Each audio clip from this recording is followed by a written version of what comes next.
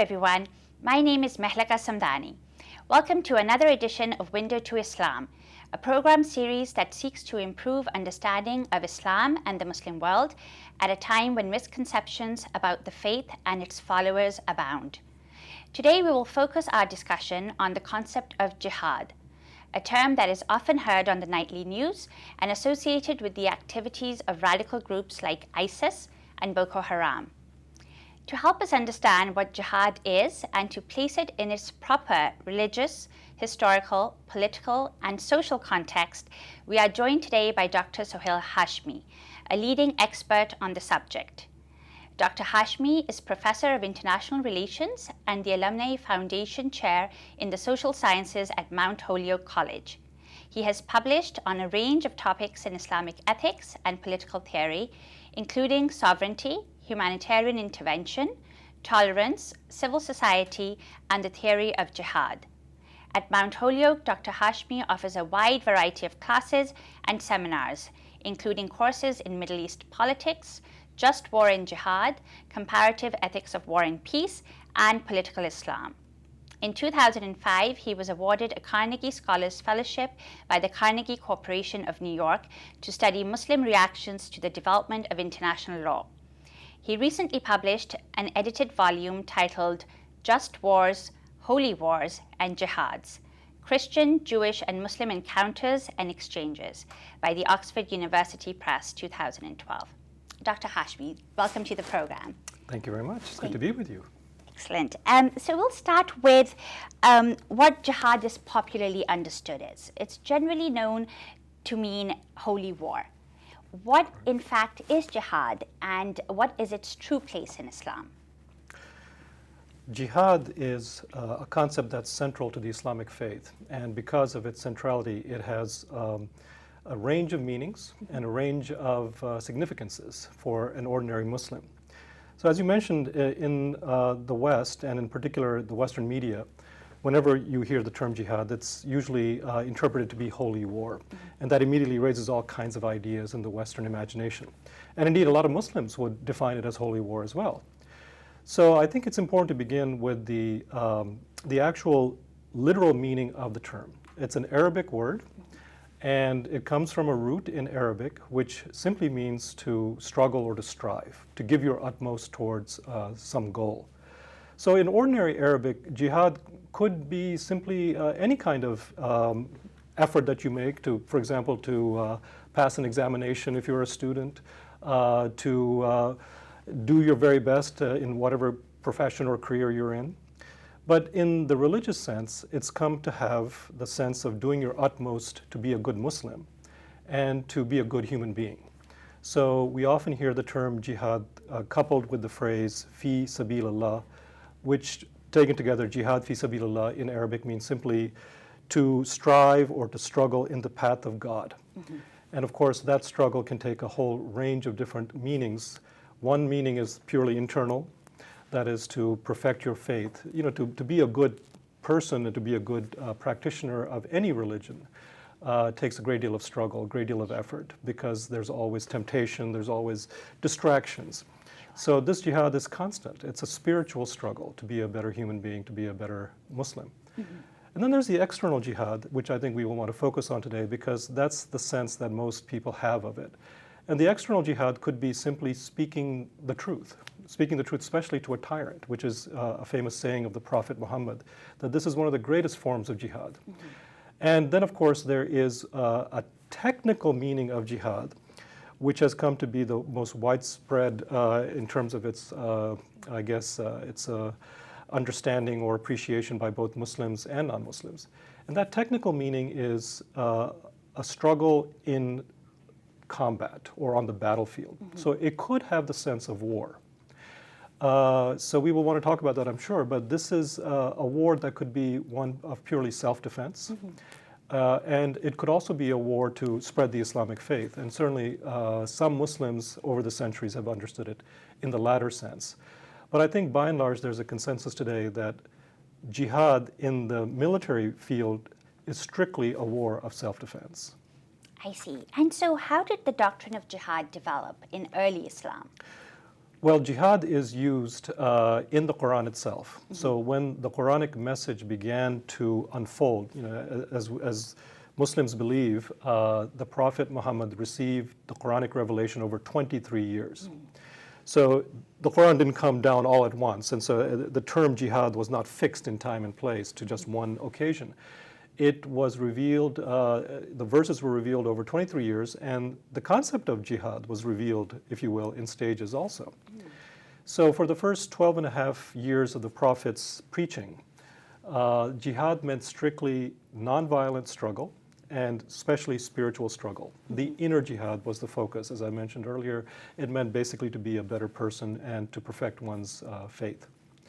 Now, in the latter part of the Prophet Muhammad's mission, the last 10 years of his life, so we have to keep in mind the more extended period of the use of the term jihad was strictly in the sense of nonviolent and spiritual struggle.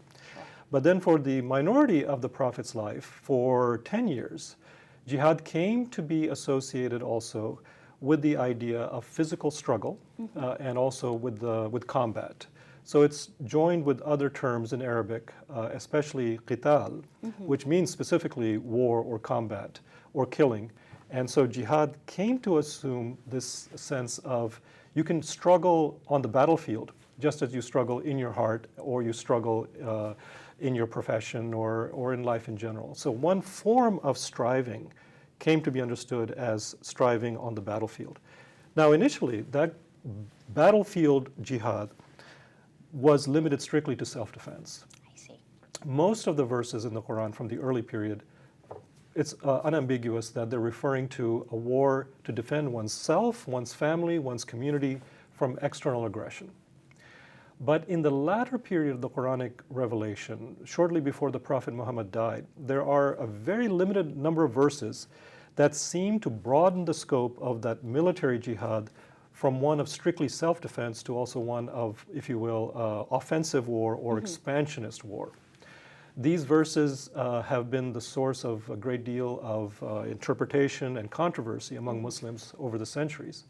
But they're very important for our discussion because when the early Muslim jurists were writing about jihad, and by the way, the jurists, the lawyers of Islam, were the ones who really dominated the discussion. At least this is the literature that has come down to us. There were other people who were discussing jihad, especially the Sufis, the Muslim mystics, and they focused entirely on the internal jihad.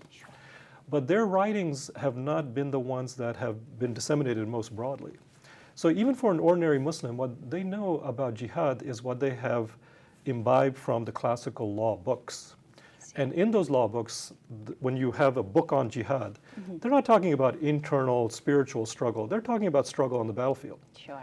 So these jurists who began seriously to work on these topics, lived roughly a century and a half or 2 centuries after the death of Muhammad. Muhammad was not there anymore to say, no, this is not the meaning of jihad that I have in mind or that God has in mind. These lawyers were left to their own devices to try to understand the Quran according to the best they could. And just for the benefit of our audience, so the Prophet Muhammad himself did not develop the doctrine of jihad. That is correct. That is correct. Okay. When the Prophet Muhammad died, there was nothing by way of a developed doctrine. There were the Quranic verses, and there were the sort of application of those verses in real life, because the Prophet Muhammad actually lived especially in Medina, the last 10 years of his life, he lived as a political figure. He was a statesman. Some would argue that he created a state, although that's also a controversial claim. But we know that Muhammad acted as a politician. There's no doubt about that. So in the conduct of politics, inevitably the question of war and the just use of violence emerges. Whenever you have a state, unless you have some kind of perfect, sort of community, as James Madison said when talking about the American Republic, as long as we don't have a republic of angels, as long as we are human beings, then we're going to need laws and we're going to need a state, so to speak. So as the creator of a state, Muhammad had to make these crucial decisions. So he acted as a military leader during his last 10 years. So we have not just jihad in the Quran, but we have jihad as practiced by Muhammad. Right. And in the case of Muhammad, jihad was both an internal struggle, that was continuous, of course, but there was also the external struggle. And that included struggle on the battlefield. The doctrine of jihad, which you're alluding to, the fully developed, if you will, laws of war, which were subsumed under the notion of jihad, those developed some 2 centuries, from 2 to, I would say, roughly 8 centuries after the death of Muhammad. So it was a very long period of time, wow, from the 9th century, the early 9th century, to the mid-13th century, when these classical lawyers were really contributing to a notion of what jihad on the battlefield meant. And they developed a very extensive literature. It's extremely voluminous, and they explored all different issues involving battlefield ethics. They talked about the just reasons for going to war, and they also talked about how to properly conduct war once war has begun. So it was a very, very well-developed body of literature. And the early jurists, I mean, at this time when they were developing it, where were they located geographically, and also what was happening geopolitically sort of around at that time? That's an important question, because the context may have determined their views on what jihad entailed.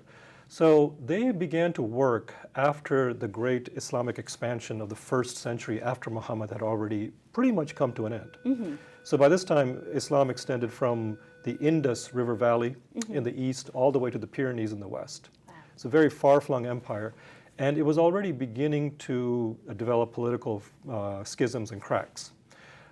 Spain especially broke away fairly early on. So you asked, what are the centers? There are primarily, I would say, 2 main centers, geographically speaking, of the lawyers' activities. One was Baghdad and Damascus, the Levant area. This was the heart of the Abbasid Empire in the east.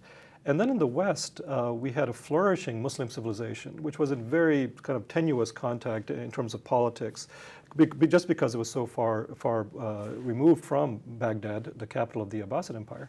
But this center is in Cordoba, in modern-day Spain. So it was the Iberian Peninsula which developed a very, very rich tradition of scholarly engagement. And the questions were not exactly the same, because the Abbasids were not concerned so much with threats from the Byzantine Empire, although there were continuing wars between the Abbasids and the Byzantines. But they had to face other threats. They were primarily from early on the Turks, who were coming in from Central Asia. And then later on, behind the Turks came the Mongols. And ultimately, the Mongols would overthrow the Abbasid Empire. Now, in the West, in Spain, the main threat was the Christians. The Reconquista began shortly after Muslims consolidated control over Iberia.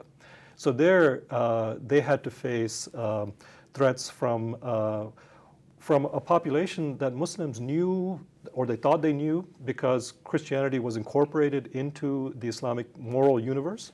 Christians were considered people of the book, along with Jews. But at the same time, they were considered, by these lawyers, they were considered a civilization that had been supplanted by Islam. So what was going on was an attempt to basically revive the idea of Islamic expansion, Islamic imperialism. That's the best way to put it. In the minds of these classical jurists, jihad meant primarily imperialism. Spreading the Islamic domain, spreading Islamic law, not converting people to Islam, because that is explicitly prohibited by the Quran itself. So the goal of this expansionist jihad was to take Islam's civilizing mission to the rest of the world. Wow. And if you lived in Baghdad, let's say in the 10th century, or in Cordoba in the 11th century, then for you, the Islamic world was the center of civilization.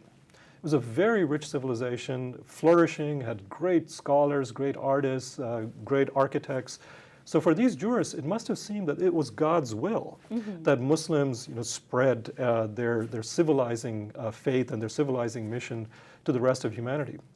What they had to face was a political reality, however, that there were threats from outside, and these threats were nibbling away at the edges of the Muslim empire, far-flung Islamic state, or 2 states at this point.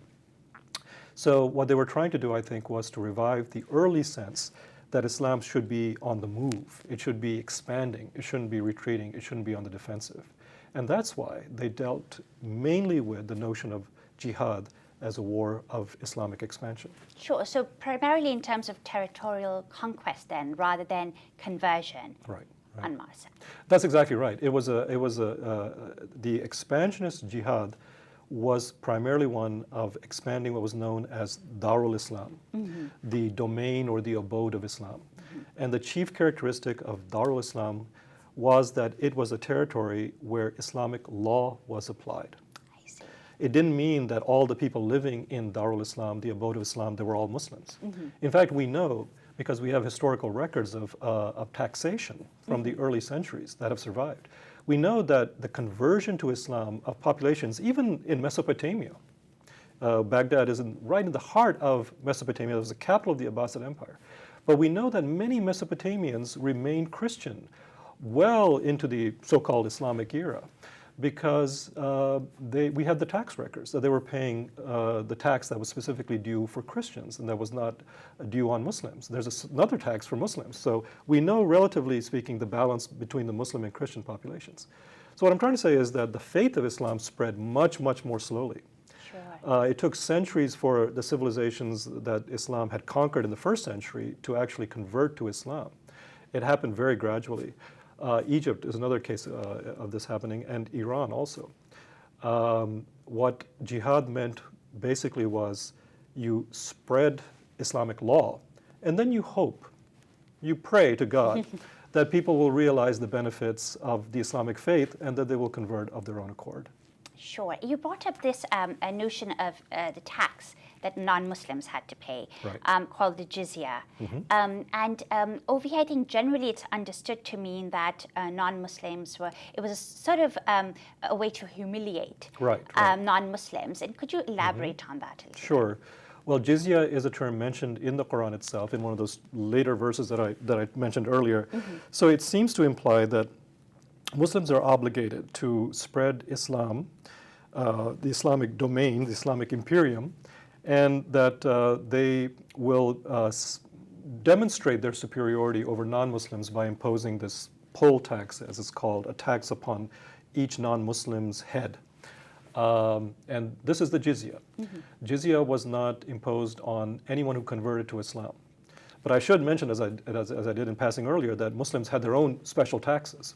So non-Muslims escaped those taxes that were due specifically to Muslims. But some jurists certainly did interpret the imposition of jizya as a badge of humiliation or servitude, if you will, a lesser degree for non-Muslims. But it's important to also note that there's another aspect to jizya. Jizya was attached to people of the book, but there's another term for them, and this is a legal term called dhimmi. Dhimmi literally means in Arabic protected.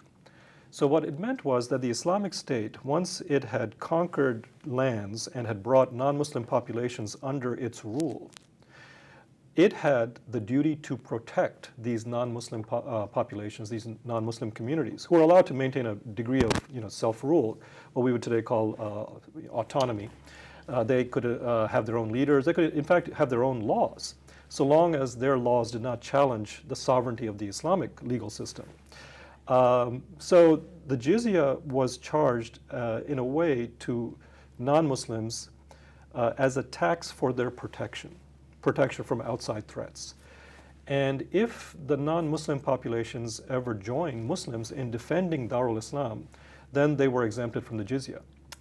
We have records of the jizya being returned, especially to Christian populations in the north of Syria and along the Byzantine Muslim border at that time.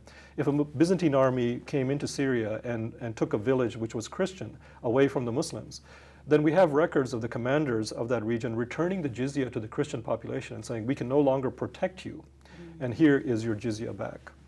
Wow. So you've spoken very extensively about how early Islamic jurists engaged with the doctrine of jihad, and how have contemporary Muslims engaged with this legacy? Well, they've been forced to confront it head on for a very simple reason. When what European imperialism spread into Muslim countries, beginning with India rather early on, and especially during the 18th century, rapid progress of the British in India, in the Indian subcontinent, I should say, includes today's Pakistan and Bangladesh. And then later in the 19th century, when European powers began to spread into the Middle East, including Egypt, Tunisia, and then eventually into the Ottoman Empire, Levant, and other areas. Muslims were confronted with not just the political hegemony of Europeans, but also increased missionary activity by Christian missionaries who were coming from, especially from Britain, and proselytizing. And one of the polemics that was always made, one of the charges made against Muslims, and this is an old charge, it certainly goes back to the Middle Ages, was that Muhammad had the famous image, he had carried the Quran in one hand and the scimitar in the other, right? This is the way that the world of the Middle East, as we call it today, North Africa, and many other parts of the world had become Muslim. They had been forced to convert to Islam. And it was commonly charged, and by the way, these charges are still being made today, that jihad meant holy war, which immediately in the Western imagination conjured up images of the Crusades and unlimited warfare. You know, when you're doing God's bidding, you don't care about restraint in war. You're going to do what it takes to convert people to your faith. And that, in fact, jihad meant nothing but war. That it was a war commanded on each and every Muslim to go out and forcibly convert non-Muslims to their faith. Sure. So obviously this gross distortion of the notion of jihad and of Islamic teachings caused Muslims to go on the defensive and to try to respond to the Christian and generally Western, even secular attack upon Islam. So the problem, I would say, is that the Muslim reformers and the Muslim respondents of the 19th century and going to the present, they had to confront the legacy of the classical jurists. And in the minds of the classical jurists, once again, jihad came to mean basically an imperialistic war. So it wasn't just that the Westerners were making this false assertion. There was some basis for their assertion in Muslim writings. Again, no one in the Islamic tradition really dealt with jihad in the same way that Western writers dealt with holy war. So the equation of jihad with holy war was always false. But there was some kernel of truth to it, enough for the polemics to stick and to mean something. And that's why Muslims had to engage in a wide-ranging kind of response. So one of the first things I think that Muslims have done is to address the question of whether Muslims are in fact obliged to wage a military jihad. Sure. And we've had a number of very prominent scholars and indeed schools of thought, which basically I think at this point have agreed on a consensus. I think this is a widespread consensus. We can call this the mainstream understanding of jihad. That jihad in its military sense, and again, jihad means much more than just warfare or combat, but in its military sense, jihad today means war strictly of self-defense. So what Muslim thinkers and especially Muslim international lawyers are doing is to say that jihad today is completely in accord, not just with the notion of just war as it's developed in the West, but indeed with international law. And we have, for example, every Muslim state that exists being a member of the United Nations. Sure. Saudi Arabia, the Kingdom of Saudi Arabia, along with 6 other Muslim countries, were in fact the charter members. That is, they created the United Nations. And one of the crucial aspects of the charter is that all forms of violence between and among states are declared illegal except for the right of self-defense. So that is the way most Muslim scholars who look at jihad, think about it seriously, they would say jihad is completely compatible with the UN Charter. Muslims cannot give up the right of self-defense unless we were to declare Islam a pacifist religion. And that's very hard to do, given the legacy of the Prophet Muhammad and the legacy of the Quran. It's very hard to accept an outright pacifism within Islam, although there are some who definitely have tried. Right. So if we reject pacifism as being compatible with an Islamic ethic, then what kind of war is permitted? And again, I think the vast majority would say only a war of self-defense when an enemy is attacking your country, attacking your homeland, killing your people, killing and threatening your family. You have a right to defend yourself. And this is a human right. Now, obviously there are others who disagree with that. And these are the militants, the radicals, sometimes they're called the fundamentalists, Salafis. They have absorbed, in many ways, the classical doctrine of jihad and said, we cannot give up this notion of jihad as an expansionist war. So they continuously emphasize this notion of using jihad to spread Islam, But I need to say something about this because there's a lot of confusion about the fundamentalist activity that we see today. By and large, the vast majority of radical Salafi or terrorist groups or whatever you want to call them, they're not concerned with non-Muslims. Their focus is strictly on the other Muslims that they believe have gone astray. So their goal is to convert their own societies to a truly Islamic society. Their goal is to overthrow corrupt and only nominally Muslim governments and establish a true Islamic state. Right. And I think that's true of the ideologies of ISIS and of other groups that are operating today. The big exception was Al-Qaeda. Al-Qaeda decided that they could not wait to take the war to non-Muslims. In fact, they reversed that priority.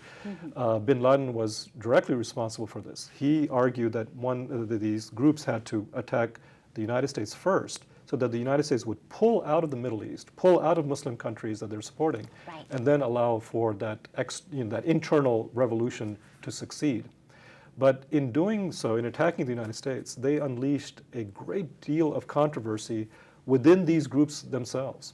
right. And most of the groups have rejected the Al-Qaeda strategy of attacking non-Muslims first, and they argue that the true focus of their jihad must be strictly local rulers and corrupt societies. Right. And so you spoke about that there's now majority consensus Right. about the fact that jihad is purely for self-defense. And is there a document that people can refer to in that sense? I mean, where is that written? After 9/11, I was asked repeatedly, why haven't Muslims condemned the 9/11 attack? Why isn't there more of a Muslim outcry against terrorism in general? And I was always struck by this question because, in fact, Muslims have had an outpouring of statements and declarations. So to answer your question, there is no one doctrine that one can say is the new understanding of jihad. Right. And that's for a very simple reason. There's no, if you will, universally accepted Muslim body that speaks for all Muslims. Right. There's no Vatican for Islam. There's no hierarchy of scholars that can give a stamp of approval to a particular, let's say, encyclical or fatwa in the Islamic context and say this is now the true Muslim understanding of a particular issue. This is a problem. It's a question of legitimacy and religious authority because it allows all kinds of people to come out and declare their views as being authentically right. Islamic. So what we have is basically a number of very key works and writings and declarations. In fact, there is an organization that exists which is a mirror within the Muslim world of the United Nations. It's the second largest international organization in existence. It has 57 member states. It's called the Organization of Islamic Cooperation. And if you're looking for a particular charter of what Muslim elites and Muslim peoples in general, because I haven't seen any real movement except among the fringe elements that I'm talking about, the extremists. I haven't seen any real criticism of this statement. We have the charter of the OIC, the Organization of Islamic Cooperation, and that charter lists the principles of international relations as these Muslim states believe that they are now incumbent upon Muslims in general. And the list of principles is completely compatible with the UN Charter. In fact, this OIC Charter is in many ways lifted from the UN Charter. I see. So there is this sort of political authority kind of a thing in terms of a member organization, but perhaps no theological authority that could... There's no theological authority that speaks for all Muslims worldwide. And we have to remember it's a 1.3 billion strong population, so it's going to be very hard, I think, for any one body to develop. Interestingly, the OIC voted back in the mid-1980s to create such a body. They voted to create something that they're calling the Islamic International Court of Justice. Oh, I see. We have the International Court of Justice. They want to create the Islamic mirror of that, the Islamic International Court of Justice, which would then pronounce what Sharia, what Islamic law has to say for modern Muslims on issues of international relations. Sure. Now, this is a wonderful development. people like me have been waiting breathlessly for this organization to come about because it promises to have the leading Muslim jurists dealing with international law and international relations sitting on this court. The headquarters of the court is already fixed. It's going to be in Kuwait City. Wow. I'm told the building is ready. The problem is that the OIC members themselves have so far not ratified the charter of this court. I see. And I think I know why. They voted to create it because there was strong public pressure for such a body to be created. And as you mentioned, this is it's an important concern. Who speaks for Muslims? Right. If someone says that jihad is equivalent to terrorism, then who's going to stand up and say that is dead wrong? Terrorism has no place in jihad. Of course, many different groups have said it and can continue to say it, but Muslims will never speak with one voice. The problem is that these elites, they know that this court, should it ever come about, it may say a lot of things that they might not find all that favorable. Absolutely. Dr. Hashmi, we wish we could continue the conversation. You've given us so much to think about. Thank you so much for joining us and advancing our understanding of a very complex subject. And until next time, this is your host, Mehlaka Samdani.